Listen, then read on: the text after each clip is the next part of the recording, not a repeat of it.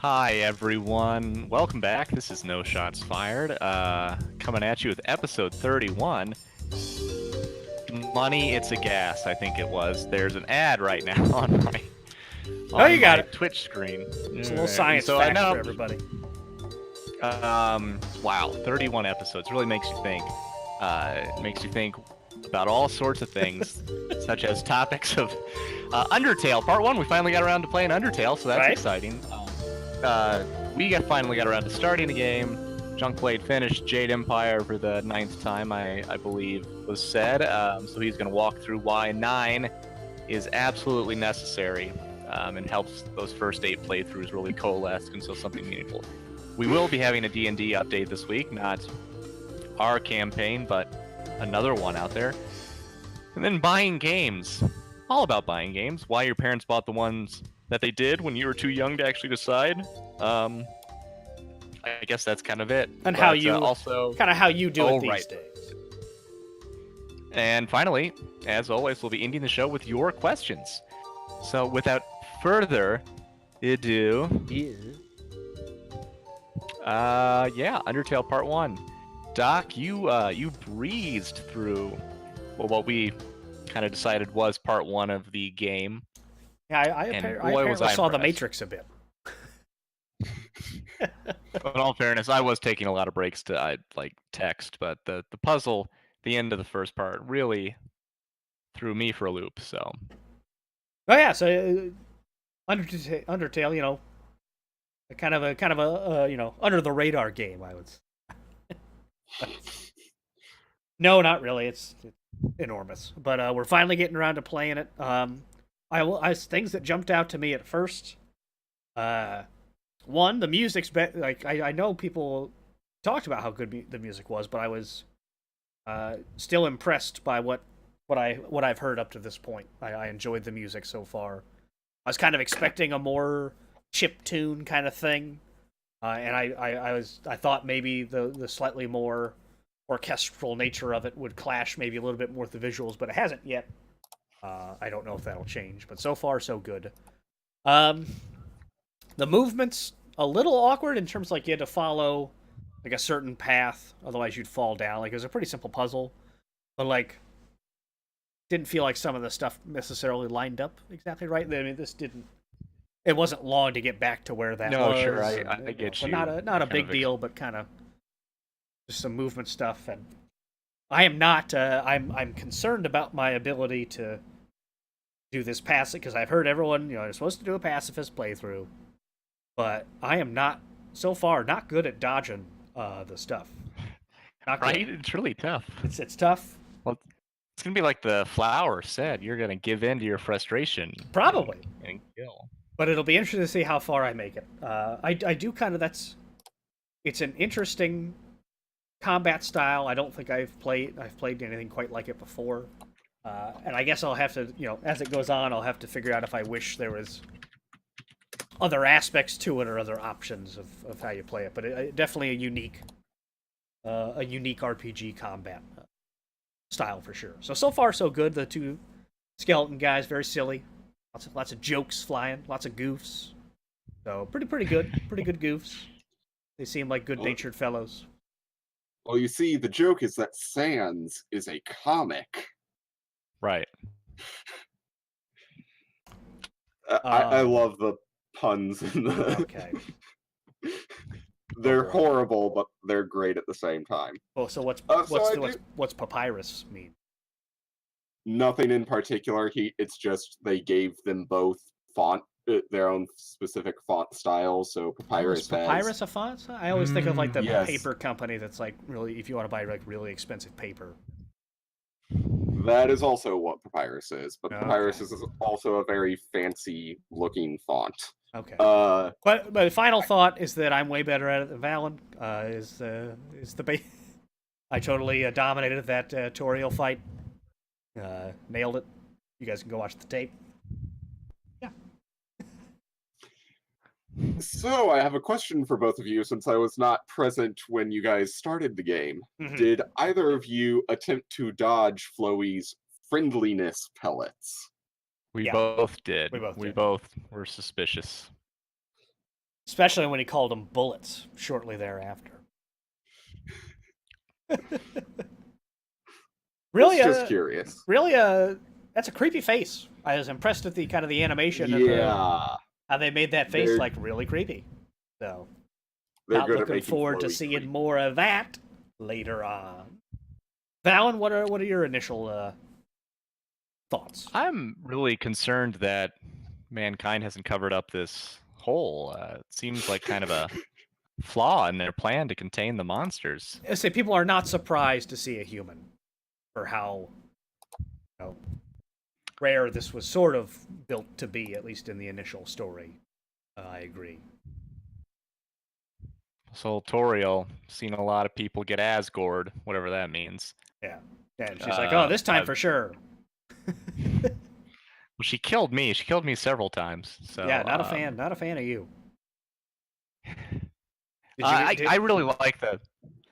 It's got some very. Sorry, what was that? I was gonna ask. Well, did you eat that piece of pie? I did eat the piece of pie. Well, then I don't know what. Okay, so I guess we could just call it a spoiler, but spoiler early on in the game Undertale. You meet this kindly old goat lady. Yes. Kindly old goat lady who takes care of you, and eventually she leads you back to her little house in this underground kingdom where all the monsters have been exiled in this world, and she doesn't want you to. What's that movie where the woman like finds the artist who's like been in a car crash and like keeps him captive? Oh yeah. Misery. Misery. Misery. Definitely the starting of a misery situation. It seemed like here. And she eventually bars you. Exactly. It gets a little scary. She tries to bar you from leaving, saying that you'll die. And I tried to accept this. I went back up. I took a nap in my bed. I'm just like, well, this is the life I have to lead. I live now. Yeah. But I was actually awoken by a dream saying that humanity and monster kind needs me, and it doesn't matter how many times I try to nap. I keep having the same dream. So. And okay. I tried eating the pie, even though I had my slice, and I'm too daunted by the size of the pie to eat the rest of it. I was also daunted. I chose to have to try to leave, and at that point, Toriel killed me, even though she said she was trying to protect me, and the game ended for me. So. So a quick first playthrough for Valen. Yeah. But like the enemy descriptions and kind of their actions there's a lot of varied stuff, kind of some funny. I'm enjoying the humor so far, kind of in the game. Although those voice blips, yeah, that gets a little it wasn't really great when Rare was doing it back in the day, and I don't know if it's aged super well either. But not a deal breaker by any means. No, just might as well throw out some criticism while we're on the topic. Do you have any idea how many copies it sold? Kind of thing, like how much it blew up? That's a tough one because of I think online. Yes, it is very difficult, but let's see what we can. And Junkblade, how long a game is this typically? Somewhere around 10 hours. Okay. By July of this year, the game has had an estimated total of 3.5 million players on Steam. Okay, and that's not even counting PS4. Right. Which... Yeah. Boy. Not bad. Not bad. How do we make a game? This was a Kickstarter, I believe, right? Yeah, it was. So for a what was game the original funding goal? The original funding it raised $51,000. So made a bit back. Yeah. Although he was only the guy was only asking for 5. Goodness. Wait. What about? Is the I'm assuming this Kickstarter page is archived in some way because I would love to see. I'm looking at it right now. Yeah, is it in the doing likewise? Well, I'm just wondering. I'm going to pull it up, but Gosh, I bet the three of us, if we had $50,000, could spend $50,000 for one, but It looks like I more of bet. that went into like extras. So like Yeah. first stretch goal was like an expanded instruction manual, then a Mac port, a secret boss, getting someone a named person to design monsters, Patches and wallpapers. alarm clock app concept art, which is probably a smart way to do that money when you having your game design be really transient based on how much money you raise is probably a dangerous tightrope to walk. Yeah. I'm just. So we'd have. Yeah.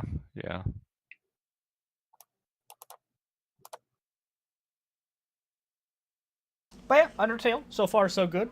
Boy, I hope we keep up with it, because yeah. I would also like to point out, guys, that we do have one actual person watching us this time around, But in addition to the Oh three my bots. goodness. my goodness. Well, hello, actual person. Please let us know if you have any questions or comments using the chat functionality built into the Twitch interface.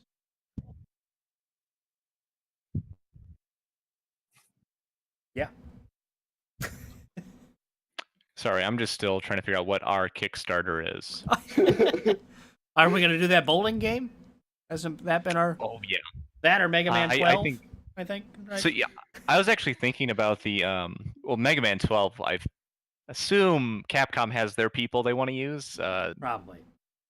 Which I'm fine with. We'll just assume the creative director role. I just assume we've taken this as far as we can. Yeah, we should be getting an email from them any day now. Right.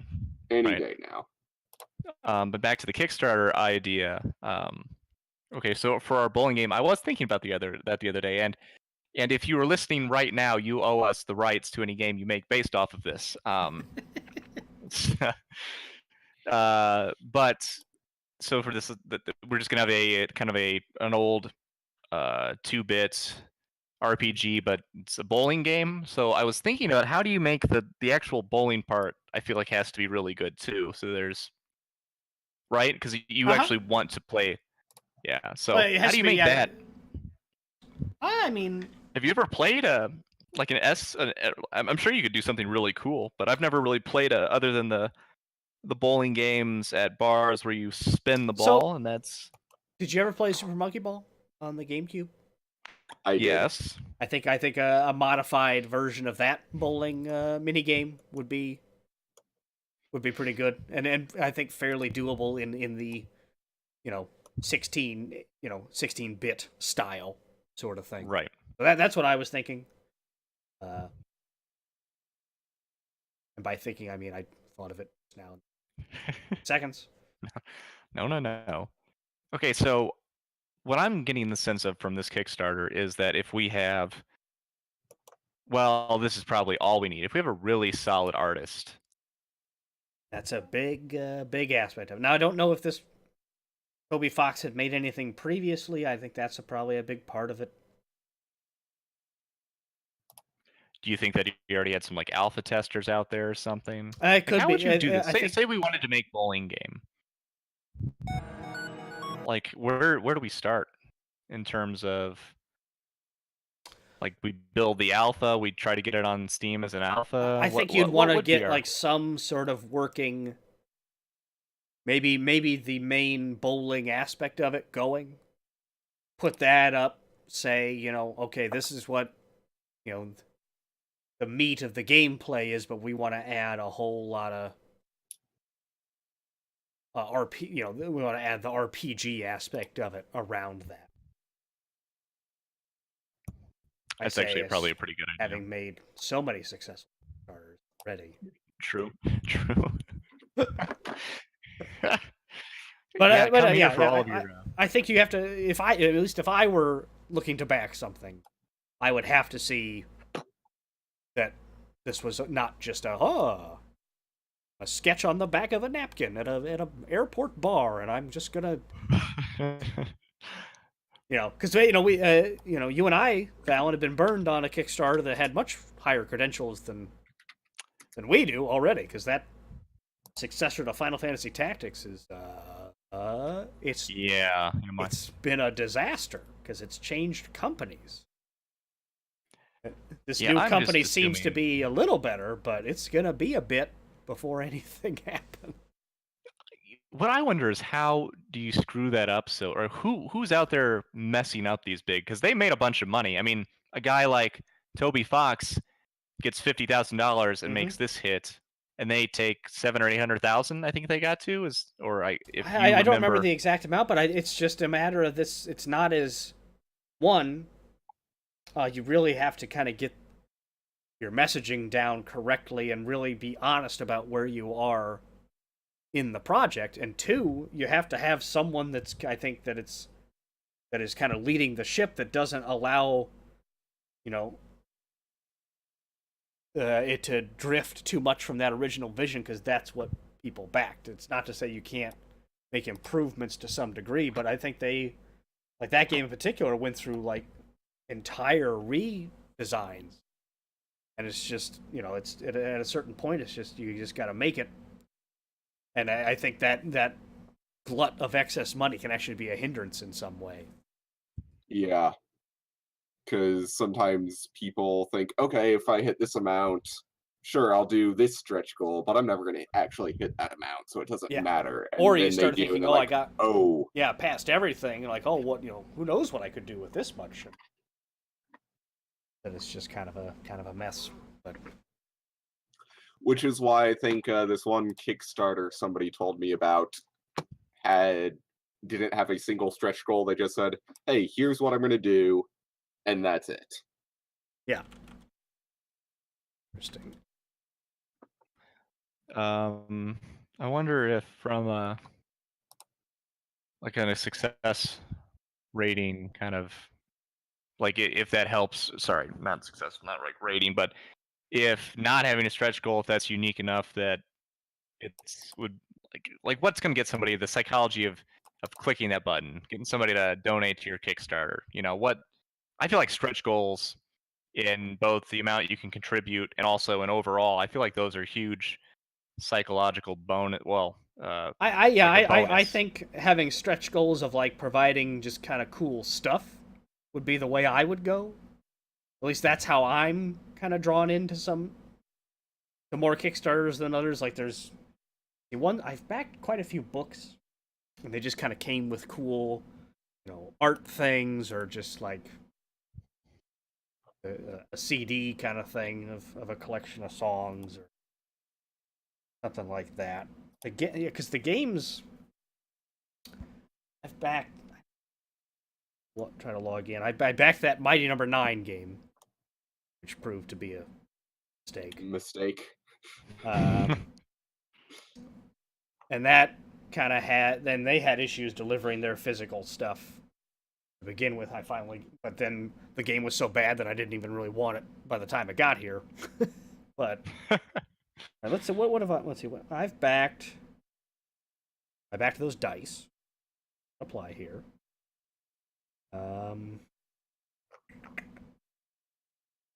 I forgot about this one. So this is one where I backed a guy wanted to make a new NES game. It's one that would be on a cartridge and run on an actual NES. And ambitious. Yes, and then so it was that, and then there was a documentary about doing that. So the documentary is out.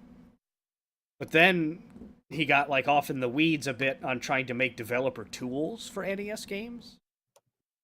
Which is that's fine, but at a certain point, let's check when the old focus on what people paid you estimated delivery on my old backing pledge here, November 2015. So that was a bit ago. What game was this? It's called. Well, I don't have it, so I can't tell you for sure. It's called the new 8-bit here. I think Mystic Searchers might have been is the name of the game.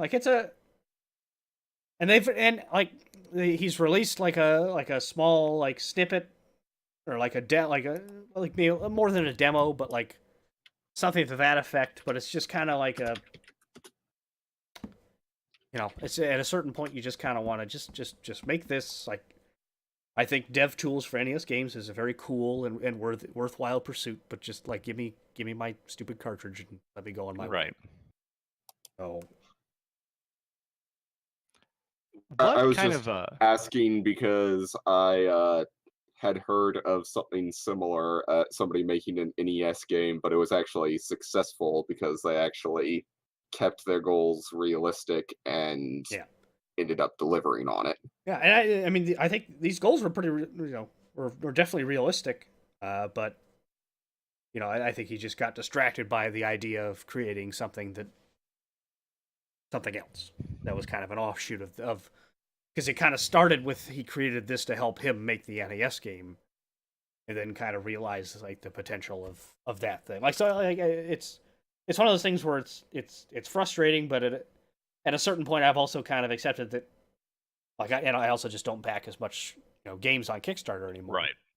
But like this one isn't the same level as the Final Fantasy Tactics one, where it much more appeared like they just kind of didn't care and just kind of took the money and like I don't even know if they took the money, but like they just kind of slacked off on just even attempting to make the game. Like I've seen enough from this guy to know that he's trying to make the game, and making an NES game, almost by yourself is not an easy task, but it's one of those things where you'd want to see more focus on that. But but if I get it eventually, then fine. But yeah, I've kind of given up. And I don't know if I had this mentality initially. I don't think I did, but kind of the idea that I'm, it's kind of just me like throwing some money out there. If I get something cool back, then that's great. At least in terms of a game. If I'm back in like a book or a documentary type thing, then that's much more. I don't know. I feel like I've had much more success with that one, and two, I kind of want to see that more than this game idea is cool. Let's see if they can pull it off. But I just I think we could convince people. Throw some money our way, Oh, I mean, we could try. Well, if our Twitch stream gets more popular, it's definitely possible because the one I'm kind of considering backing is based on the people who are making it have their own Twitch stream sort of thing. Okay. Painting and polygons. I'm laughing at Childers913. Let's get this chat popping, boys.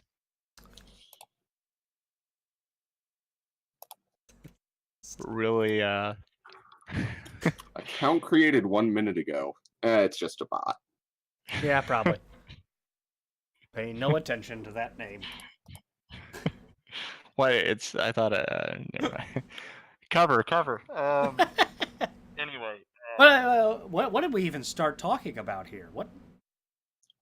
Undertale. Oh God. Okay. Oh, and then we just well, really digressed, which is what people watch us for. So, Jade Empire. Junkblade, you're gonna have to refresh my memory on what this is again.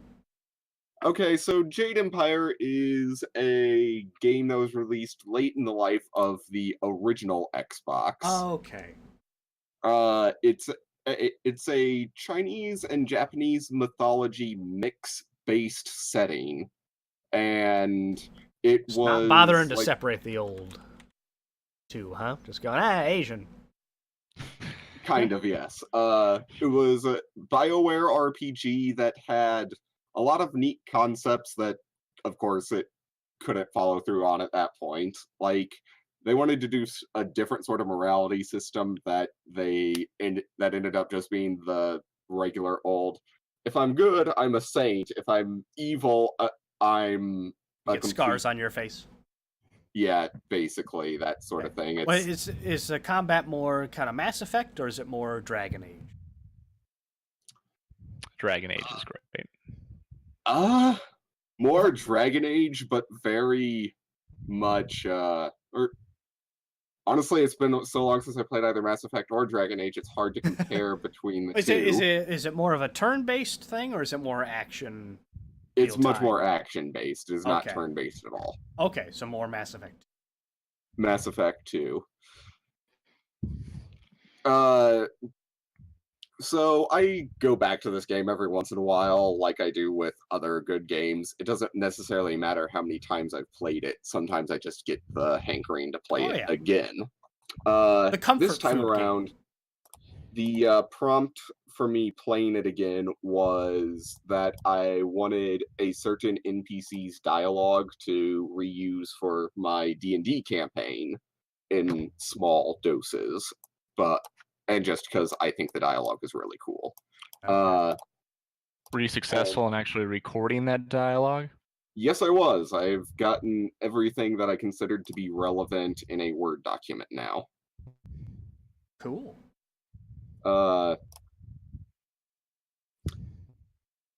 enjoyed my... I don't think 9th playthrough was an exaggeration, although I have noticed that the computer version seems less polished than the Xbox version.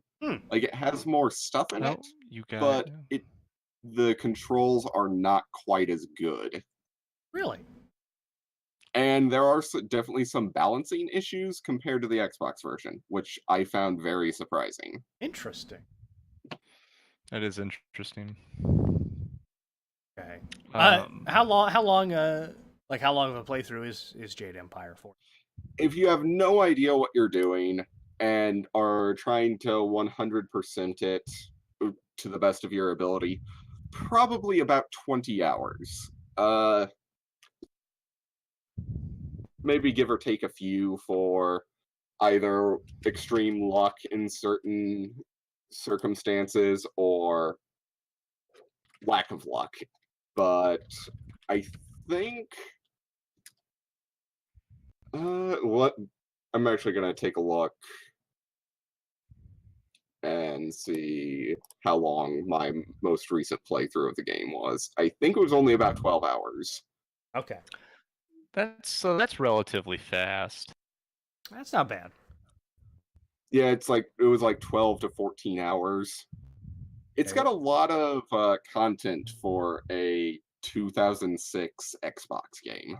Yeah.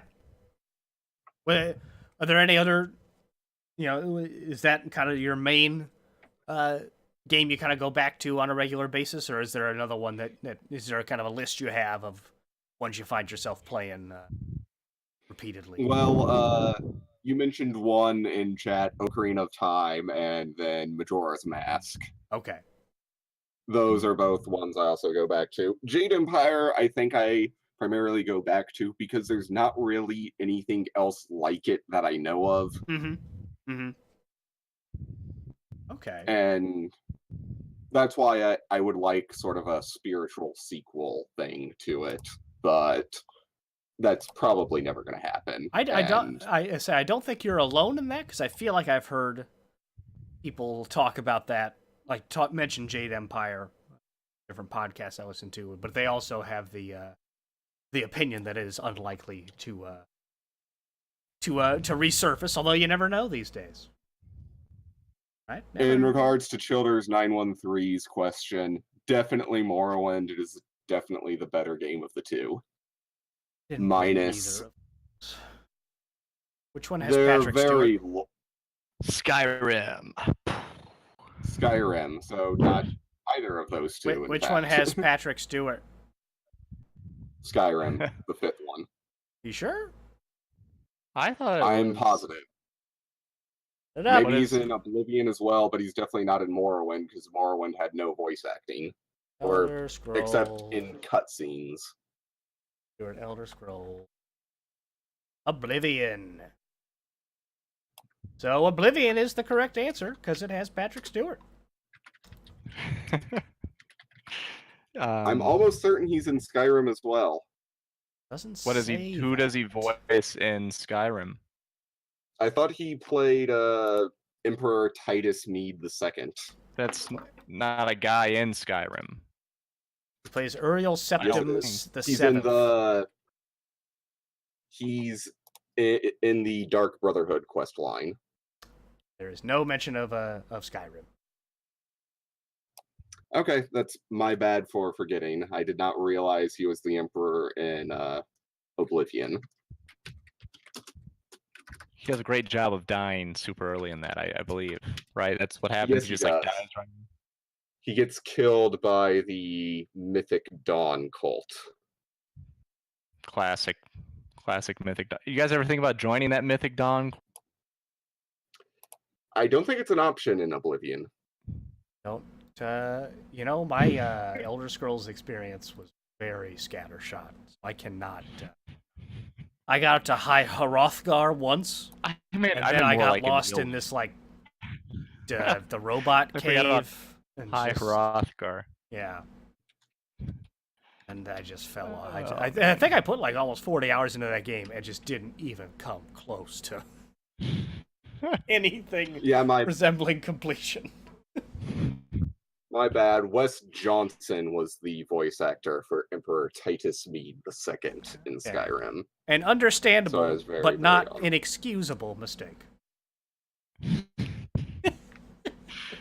Nice use of understandable, but not inexcusable. That's good. That's good stuff. Which brings us squarely to Junkblade's Dungeons and Dragons update. New campaign alert!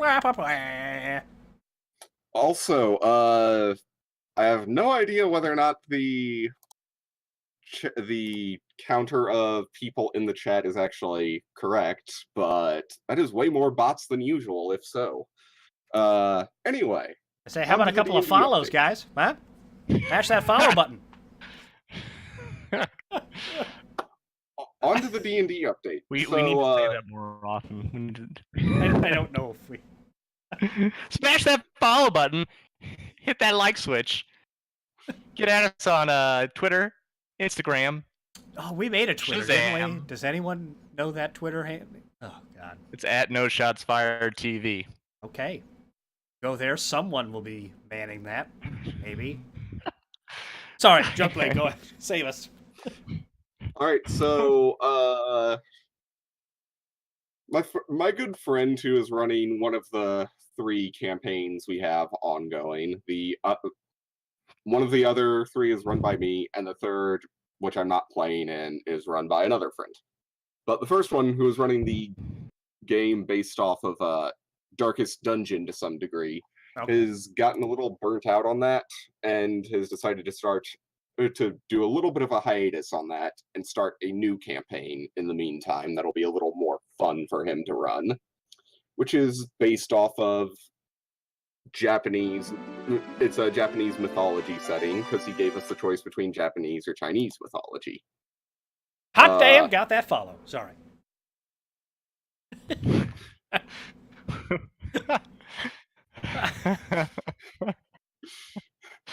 So a quick question: the 3 campaigns, do you like kind of alternate weeks on those, or is there like 3 separate days where you do like one? We alternate weeks, and it just depends on how people are feeling, which one we'll do that day. Like I told my friend, if for any reason he is not up to running this weekend, I am prepared with the next session of my own campaign. Okay. Where, so... I kind of like that, but is it ever tough to kind of keep track of, or keep the threads of certain campaign? Or I guess once you kind of get going, maybe you hit that one a little harder. Something like that. Once you kind of get going, the momentum kind of keeps itself going. Okay. So... For this campaign, the story is that the Emperor and his children, about 15 years back, or somewhere in there, had turned into complete monsters, and the Shogun, who would have been next in line, ended up killing the Emperor and all of his sons, and then dying himself. So...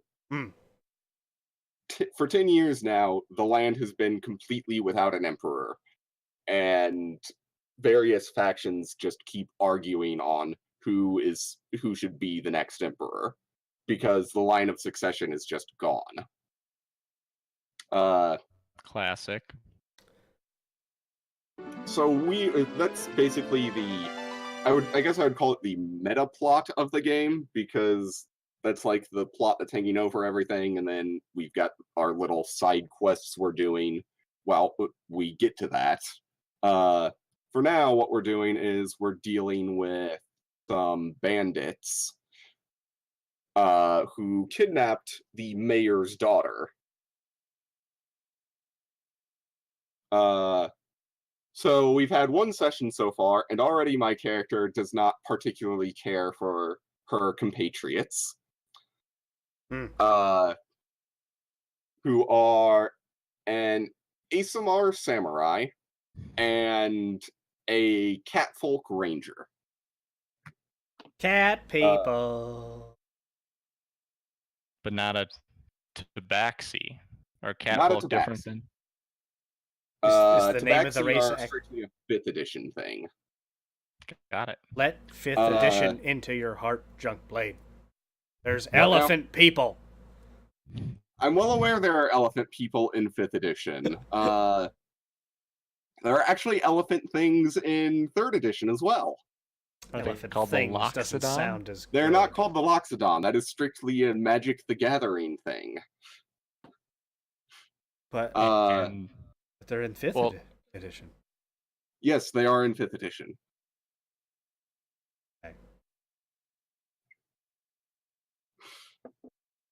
Okay. I feel like we were going somewhere. Sorry, I was waiting. I thought there was some thread. What happened is we encountered a few of the That's the bandits and knocked them all out. Like, they were on the ground bleeding out, and we decide, okay, we need some information about where the bandit stronghold is and such things. So I stabilize one of them, and we get some information from him. He shows himself to clearly be repentant of his actions, like banditry clearly isn't working out for him, and he wants to do something else with his life.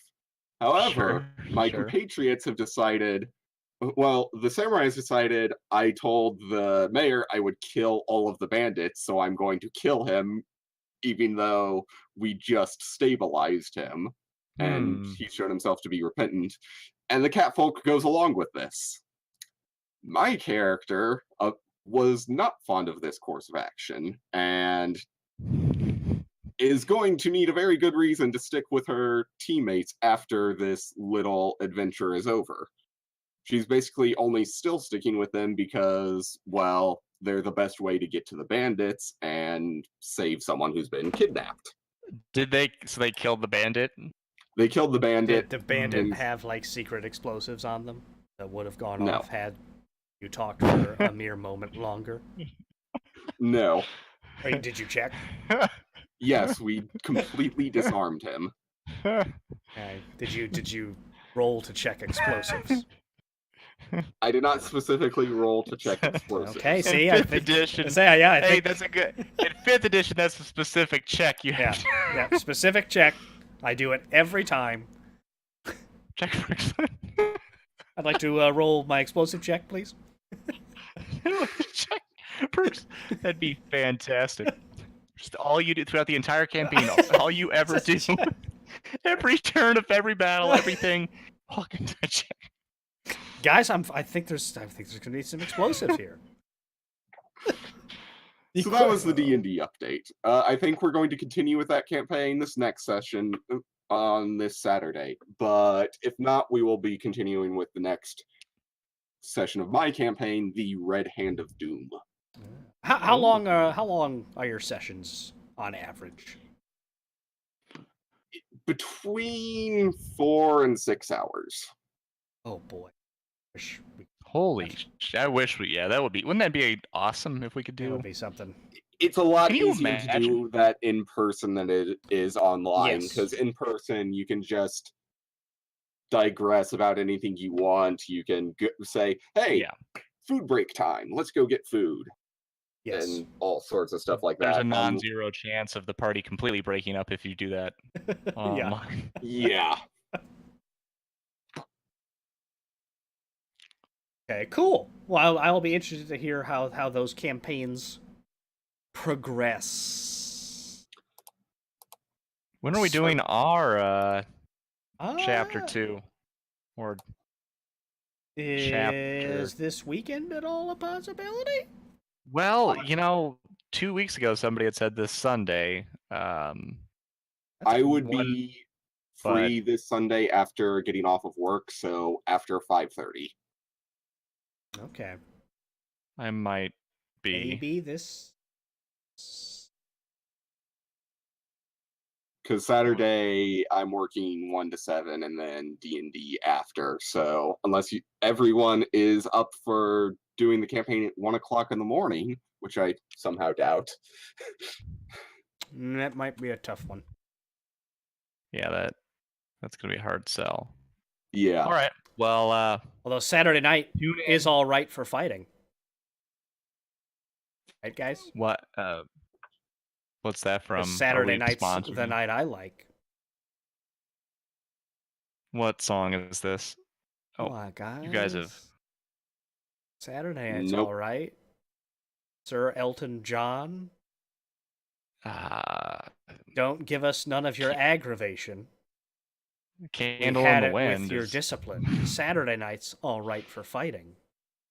The Get a only little Elton action John in. songs I know are from The Road to El Dorado. Well, YouTube it, because it's great.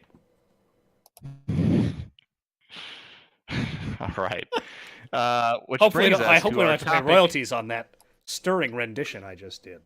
I think you kept it under 7 seconds, whatever it is. So, I'm not sure how it is if you're just talking the lyrics out. There's probably something there, but Probably. Okay. which brings us to our topic du jour: buying games. And we're going to talk all about buying games. What makes you buy a game? What do you think made our parents buy the games they bought for us? Because they definitely had some interesting choices. What kind of games you'll buy for your kids? So buying games. Let's launch it off. Yeah, just kind into- of something that I was kind of wondering what other people do, because for myself, there's the series of certain series that I'm big fans of that I'll just kind of regardless, I'll be like, I'm going to pick up this next Zelda game because Zelda tends to be very good. Same with Mario for the most part. Sure. Same with like kind of So you're a brand man. Yeah, like certain brands I'm gonna ride with because they make me feel good and they're usually got a pretty good track record of being pretty good games. But in terms of kind of stuff more off the beaten path, for me at least, I'll tend to watch. In particular, there's a website called Giant Bomb that I really tend to ride with kind of their opinions on games, and they do kind of longer dives. They call them quick looks, but it's kind of it's a delicious play on that term because they're usually about 45 minutes to an hour of them kind of going through the game, kind of discussing their thoughts about it, and kind of that gives me a much kind of being able to see the game myself and kind of hear the thoughts at the same time gives me a much better picture of whether this is a certain game is going to be something I would enjoy rather than like reading a review or that kind of thing. But that's kind of my main method of doing it. I don't know how you guys do it other than me kind of pestering the crap out of you guys for some of them. For me, it's mostly word of mouth from friends whose opinions I trust to line up with my own. Okay. So, I am a little bit of a brand person in the sense of I want to get a Nintendo Switch and I really want to play Metroid 4 whenever it comes out. Yeah, I think you'll find that most people, at least one or two brands, they'll Yeah. And really looking forward to the Crystal Chronicles re-release. Oh yeah, we're playing that online co-op, doing it. That is the plan. And I'm going to comment on the long journey. It will be a across the long wastes. journey. The me has What's the deal on that one? there's like noxious fumes that are like you have to replenish your town's crystal each year. Oh, right. Yeah. Kind of go off on a fantastic journey and make it almost to the end and don't. Yeah, I don't remember why we stopped playing that. It was fun though. Fun game. Oh, very. Valen, what about you? Box art, 100% box art. No, it's if I read about something, sometimes I'll read like Kotaku or just various game websites, Mm-hmm. and usually it's something I read about, or Steam gets me with their I'll cycle through their little sale, and then I see something that has like some of the tags I like. The Steam sale is a seductive mystery. Right. I will not. You made the box art joke. I will not deny that I still do a lot more physical games than I probably should because I want some of those box art. I do like, yeah. Oh man, RimWorld version 1.0 came out today. Speaking of, I have owned this game for. Wait. Boy, I don't want to even tell you. Time. I don't want to tell you how many hours I played in this game. That's way more than I thought. But so kind of word of mouth is definitely something that's always been around. Games definitely are more popular now than they've ever been, and the amount of information and access to that information we have these days is kind of exponentially greater than it was when we were growing up, right?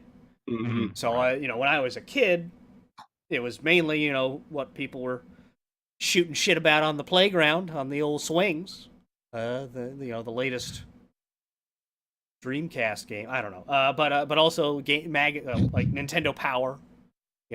Despite being produced basically by Nintendo, so basically just marketing for Nintendo, they had a pretty good hit rate for me in terms of games I decide that they rated highly that I ended up getting. I didn't have many bad experiences with that, but so I don't know if you guys had there was EGM, there were a number of magazines back in the day. I don't think we got any actual physical magazine. Okay. One of our watchers is saying they're mostly picking up digitized board games these days. Board game, interesting. Are those you can play like? You'd have to be able to play like online with people, right? Otherwise, it's like, hey, gather around the computer monitor. I have literally like one in my Steam library that I know of called 100% Orange Juice, which is completely unrelated to the game as far as I can tell. Bummer. It's sort of like a crossover game between a bunch of other properties where all the characters are just playing a Monopoly-esque game. Huh. It was fun for the time I played it, but obviously, it being a digitized board game, it is completely random whether or not you're going to win or not. Yeah, that would be tough. Like, it's like there's certain things where I like rolling the dice myself, spinning the wheel or whatever that is. But I will say I do really like the co-op board games I've played in recent years. I've really enjoyed, because I'm a just cripplingly competitive person, and so. If I can work with the people around me, I tend to end up a lot happier at the end of the day. Unless I win the competitive game, in which case, even better. But that's interesting. I haven't looked at too much at digitized board games, but that might be. But that functionality would have to be pretty good in terms of playing online. A lot of that is sitting around the table and feeling that Monopoly top hat between the thumb and the forefinger, and just the seductive weight of the die. Yes. The clatter as they strike the table. Oh, that paper cut you get sometimes, rubbing that get out of jail free card. Taste of the blood on your lips. you assuming you like murdered the guard and got out, kind of thing? Sometimes games take a turn. That's all I have to say. But kind of going back even further than that. So what's Dark Monopoly? Think about it. Keep going though. Okay, I like it. Pin in it. That's another topic, I think. What was the earliest video game system that you guys got? What kind of year? Just the regular Nintendo, I think. Or what were you thinking, Junkblade? I'm trying to think of the first one I was remember. thinking the NES was the earliest one I played, but I definitely leaned more towards the SNES or 64 when I was younger. Got it. But just in terms of like what the first video game console in your household kind of was. Probably the Super Nintendo. Okay. So ours was, I think we had an NES. I think my parents had an Atari back in the day, but I know we had an NES and then a Super Nintendo, and we've actually, I've got those original consoles. I've got a lot of the games we had during that time, and kind of when I got back into kind of collecting these things and getting them all together, I was looking at the libraries we had, and I was like, these are a lot of really good games. Like we had Mario 1, Mario 3, we had Metroid, we had Dragon Quest, we had Punch Out, Tetris. Like it's just we had this toolbox with 12 games or so, and they're all Zelda 1, Zelda 2. Did I say Metroid? I don't know if I said Metroid. Like games that you wouldn't necessarily like. And I think I've asked my parents a couple of times, like, how did you? What was the? How the thought process here? And they didn't quite have. Obviously, they wouldn't necessarily remember, but I was wondering if you guys had a similar experience, or if your parents had any. The earliest I can remember were just like getting stuff. I feel like I might have had some input because looking back, the ones we had for regular Nintendo, which is where I can first remember playing anything, were very I don't know, felt very on point for me. There was one called Jackal where you were in army jeeps and you drove around shooting bad guys and rescuing POWs and something like that. Or there was like Viper where you were an agent in South America fighting drug lords, I think it was. Okay, so maybe, it was very... Maybe something where you were they took you to the Toys R Us or something, and you kind of had that wall of games, and you back to the box art. I can remember I was gonna say I can remember the box art for both of those, so I think that's probably a positive sign. Okay. I remember an NES game that I'm assuming no one else does, which I can currently find for $7 on eBay. Okay, buy it. Price is only going up. Dino Wars: The Destruction of Spondylus. Oh my god, I remember that because I couldn't beat. That's one of the ones I couldn't beat. There was also a RPG that I couldn't beat, or that I got frustrated with. I can't remember. Well, I will definitely give it that it has fantastic cover art. Dino Wars has great cover art. Dinowarz.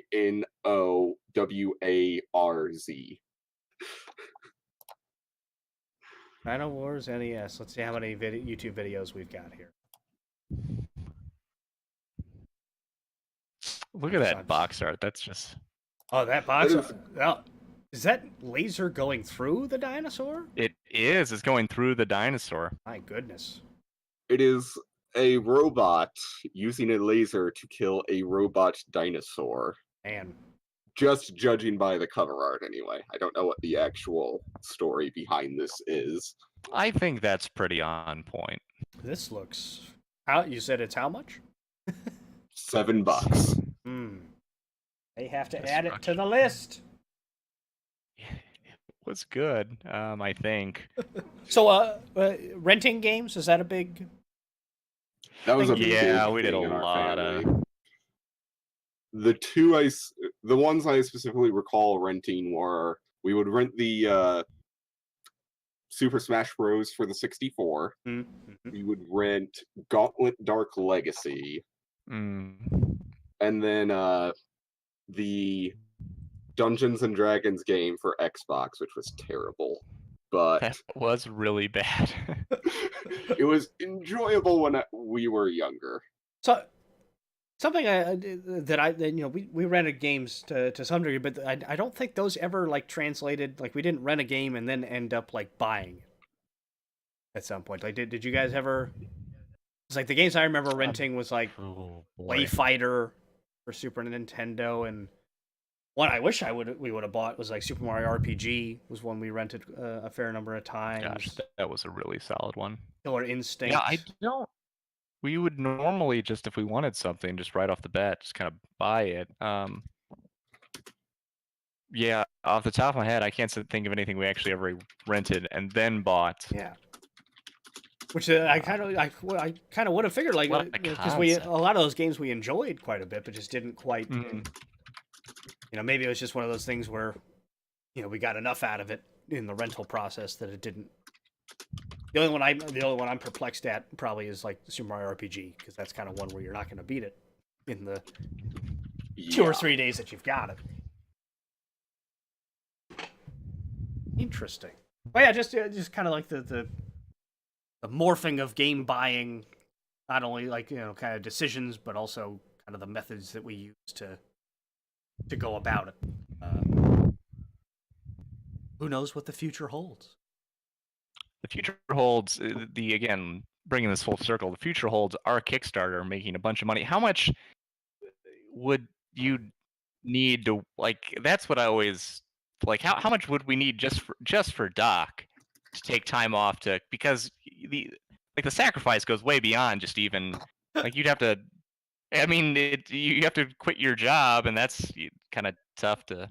I say we'd have to make it without that happening, and then make enough money on that one to let me do that for the next one.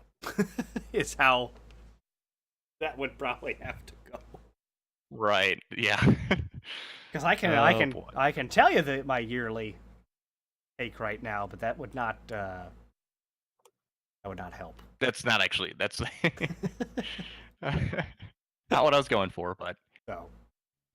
But while we're at it, sure, put your tax return on all your financial data up here. Let's do an analysis.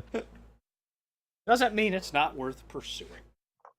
No, not at all. I do think if we knew really solid, well, I guess we do. It's just I don't think your sister would want us to help be our graphic design person unpaid, and you never it's gonna be a lot of work. Yeah, well, probably unpaid would not be a great start for that. Equity, pay in equity is going to be the.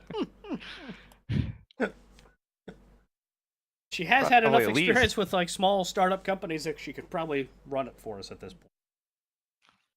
That's even better if we don't have to do anything. We're the creative directors. That's the title I would love to have.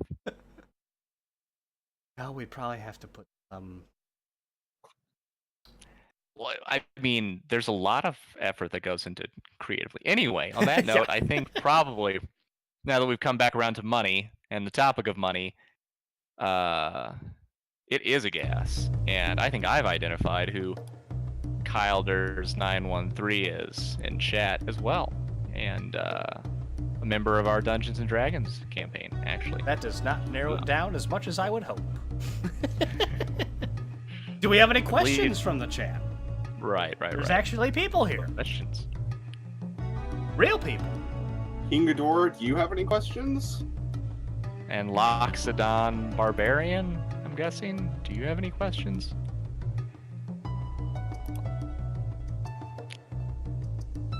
Chat. I didn't want to. I didn't want to jinx it by saying anything. You may, or whoever mentioned Super Smash Bros. for N64, you may have missed it, but I held up my most recent eBay purchase, which is Super Smash Bros. For the Nintendo 4. I did miss that, but nice. I have to find my retro gaming setup is a little bit completely dismantled right now. I'm figuring to hook it up and test the cartridge. Well, you've got so much construction going on down there. Yeah, it looks good, doesn't it? Yeah, Childers913 is the one who needs to get me Suikoden too. That is not a cheap. He has a copy. It's Never just mind. He whether or has a not that copy, and it works. It's our old copy. It's just.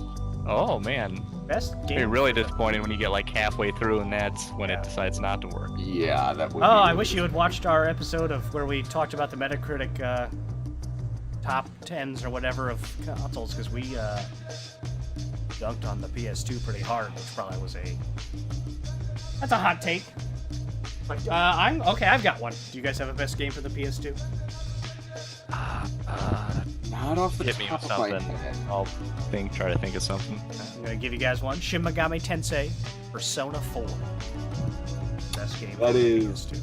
a pretty widely loved game, so yeah, that would be a good candidate for best game for the PS2. Is that where you could be a cat bus? No, that's Persona 5. Totally different. This one, you hop into TVs, solve murders, and it's fantastic and wonderful, and everyone should play it. I still, I need to start. Never mind. I gotta talk about what games I need to play. It's a lot of them. You don't want to go down that rabbit hole, Doc. No. Yeah. Guys, yeah, we need to, if we can, I would love to do chapter 2 of the D&D.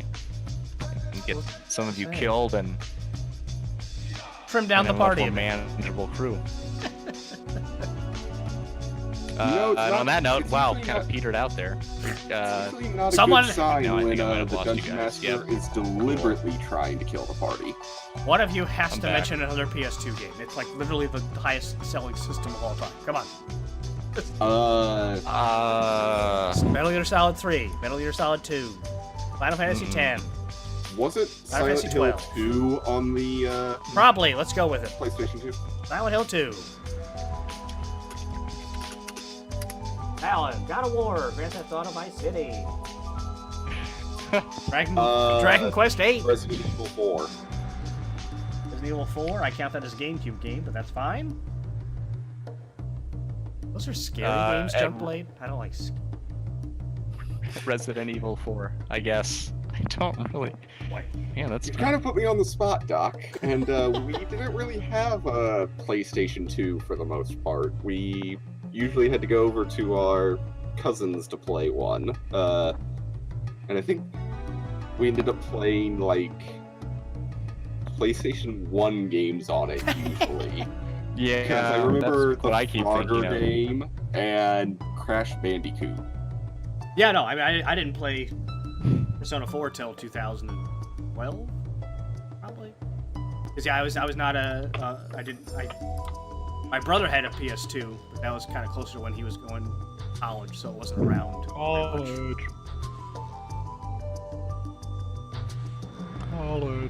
So I guess, based on this discussion, most overrated system of all time. Okay. Case closed. Case closed. All right, Val. Take us out. Well, guys, it's been fun. This was episode 31. Had a lot of guests. Really meant a lot. Everyone stopping by, from Kylders 913 to Ingadora to It Checks Out, who's somebody else in our family. So, lot of good family to see the. Always a words. lot more fun with I'm Valen. with people interact.